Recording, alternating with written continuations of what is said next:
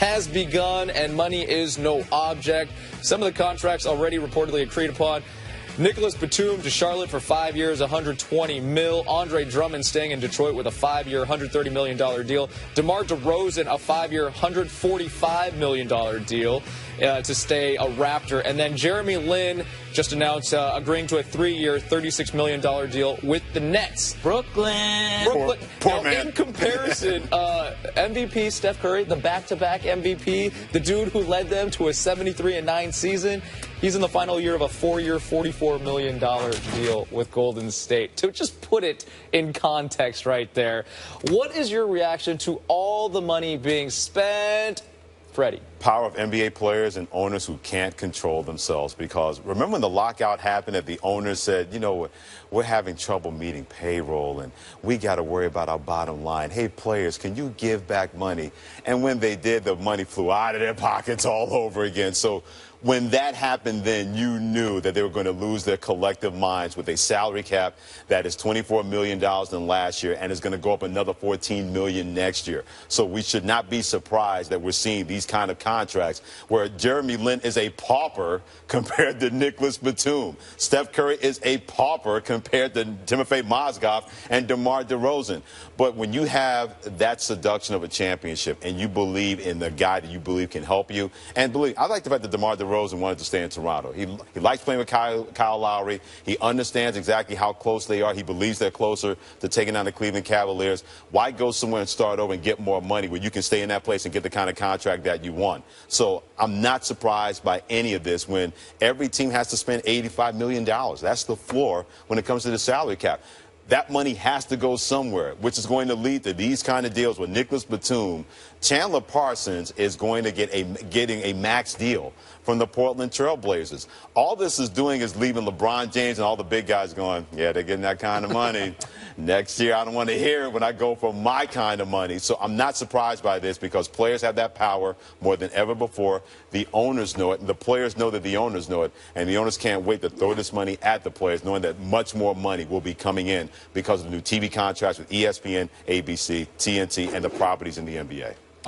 Freddie, what's one of my favorite movies of all time? New Jack City. New Jack City. This is the new Jack NBA. You two know each other quite well. The new Jack NBA. Aren't you feeling a little out of the circle? No, but okay. to his point, Nino Brown, business, B, Hey, never personal. Everybody is Nino Brown today, okay? Apparently, Adam Silver is no longer the commissioner of the NBA. It's Oprah. And everybody, you get 18 million, you get 18 million, you get 18 million, okay? This is the new NBA. You've got a key to a car underneath. Yeah, we used to complain about John Koncak's contract.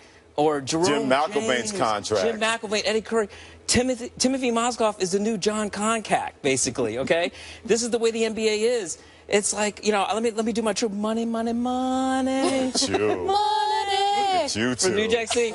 So, you were just complaining about Joakim Noah, but I think this is the way the NBA is now. I'm kind of, I don't know. It's weird. I'm really entertained by all these contracts. I spoke to one head coach on the West Coast last night at about 2:30 in the morning, and he likened it to almost like the .com boom. That basically this is like the new .com boom for the NBA.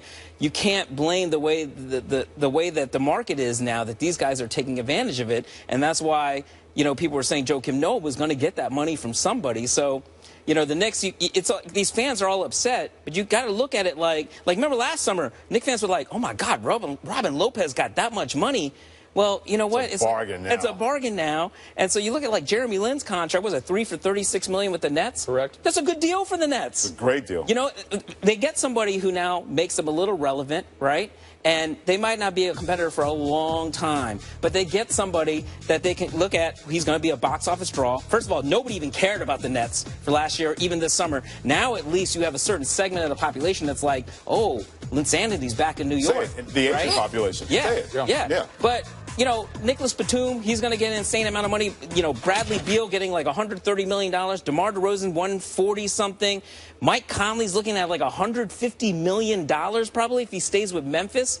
These are insane numbers. And you look at LeBron James, he might make, I think, $240 million eventually once he signs a long-term deal after he does these little one-year deals.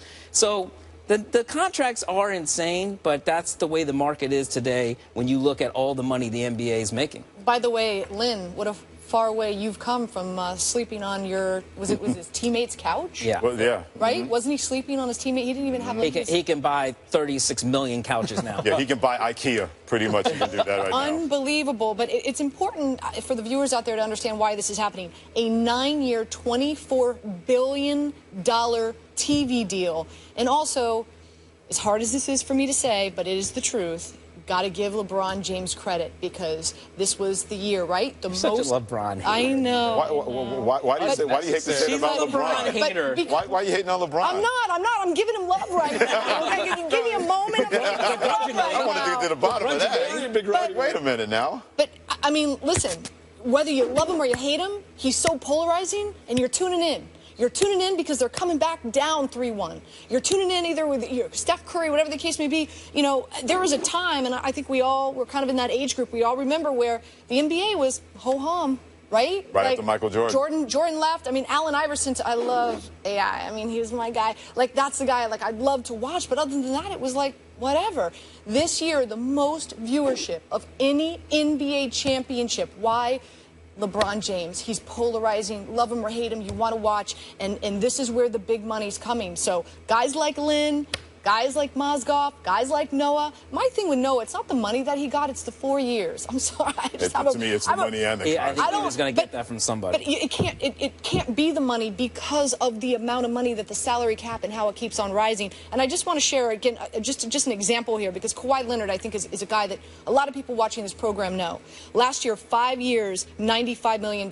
If he was to do that deal today, because 34% up the salary cap, okay? So if he was to do that deal today, $127.3 million. Just to kind of give you an idea by the way, of the next difference year, of what he would have made if he would have been a free agent this year. And 34% up salary cap. And next year the cap goes up. To It goes up to like 108 108 million. It may go north of that based on whatever money may come in. Whatever Kevin Durant's getting, this weekend, he's going to get even more next year when he signs his 1-year deal. Out of all the different players that we've talked about, the free agents, the guys who have signed, and then the names who are about to sign, like a Kent Bazemore, who, as we mentioned, is looking around that $19-20 million.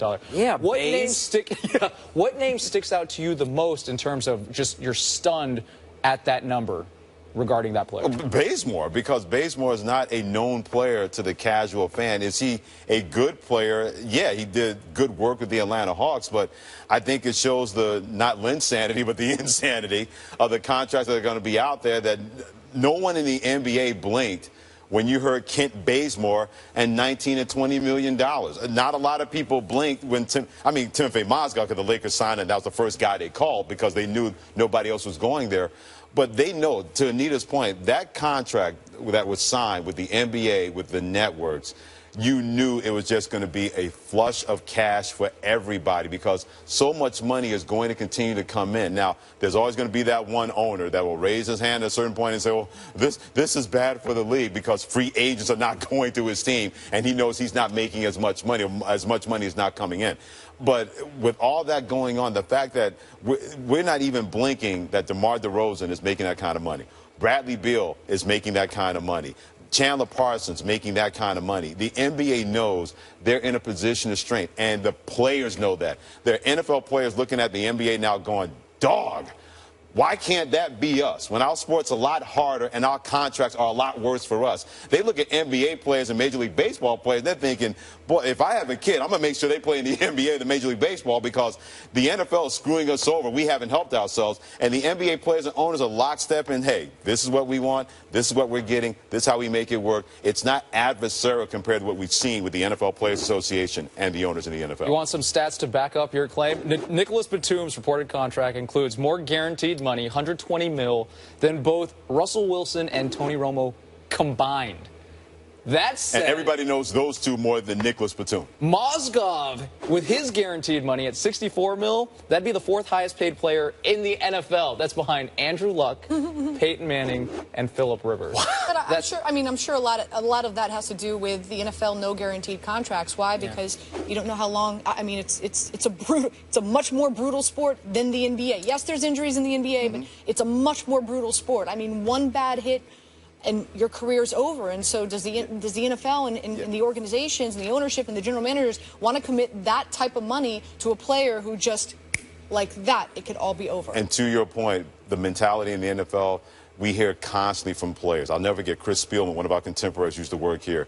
And I even asked about in the NFL, the injuries. He said, Freddie, just like in The Godfather, this was the business we chose. We knew what we signed up for. There's so many NFL players that feel that way that don't realize the power that they would have. Not saying to bring the NFL to their knees or the ownership to their knees, but that gladiator mentality overrides everything else. So if one player speaks out and says, we need more money, the other player's like, look, I got to get paid. I can't afford to wait around because the average NFL career is 3.5 years long. Based on that, the NFL owners, they know they have the players over a barrel. The NBA owners can't exercise that kind of will over NBA players because they'll laugh at them and say, well, you're still going to pay us anyway because you guys tried that and it went out the window when you got more money coming into the NBA. By the way, when we talked about Timothy Mozgov, and I mentioned the John Koncak number, the contract that widely is regarded as one of the worst contracts of all time, when he signed it, people don't realize he made more than Michael Jordan, Magic, and Larry Bird that season, which is insane. Now you're looking at Timothy Mozgov and his contract, and you compare